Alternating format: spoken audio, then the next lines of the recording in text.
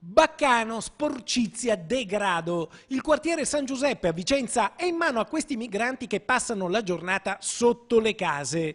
Foto e video che noi di Rete Veneta abbiamo ricevuto dai nostri telespettatori e mandato in onda per dar voce ai residenti che vivono un inferno quotidiano. E dopo i nostri servizi e il nostro appello, oggi il sindaco di Vicenza, Palazzo Trissino, ha ricevuto gli esasperati cittadini di Via Allende.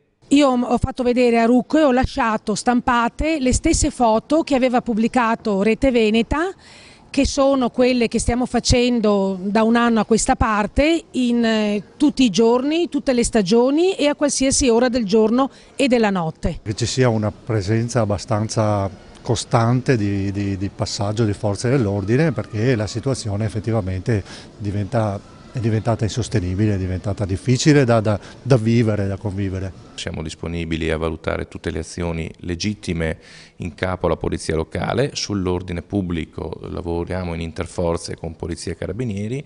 Abbiamo fatto oltre 200 interventi tra Via Allende e da quest'estate da Via Allende a Via Adenauer, Via Gandhi. Installeremo nelle prossime settimane anche le telecamere promesse. Eviteremo il fumo, le bevande alcoliche, eviteremo anche, probabilmente staccheremo anche il wifi, perché a questo punto serve solo a chi va lì a delinquere. C'è una panchina in Via Allende in particolare, fronte a un condominio, dove c'è un agglomerato di 10-15 persone straniere che a tutte le ore del giorno e della notte bivaccano bevendo alcolici, urinando e spacciando droga. Dalla mattina alla sera non è occupata da persone anziane che si siedono, ma bensì da loro.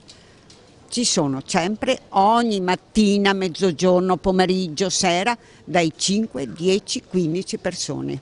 Biciclette per terra, si siedono, ne fanno di tutti i colori. Veramente è insopportabile. Sicuramente faremo dei provvedimenti ad hoc, iniziando col togliere 2 panchine che sono sede di spaccio, magari per spostarle altrove. Bene, queste le risposte del sindaco. I residenti del quartiere San Giuseppe vanno via da Palazzo Trissino decisamente soddisfatti.